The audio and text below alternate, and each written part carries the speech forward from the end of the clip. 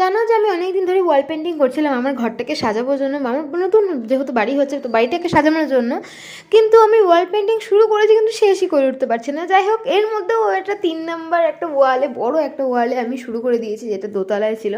তো ফার্স্টে এরকম একটা মাঝখানের যেই কালো পাটটুকু তোমরা দেখছো যেটা বেশি হাইলাইট হচ্ছে সেটা আমি করেছিলাম।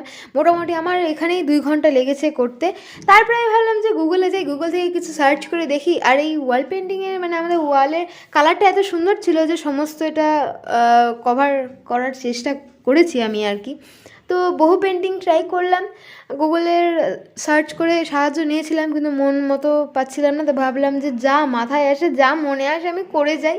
তো এই হচ্ছে সেই ফাইনাল লুক।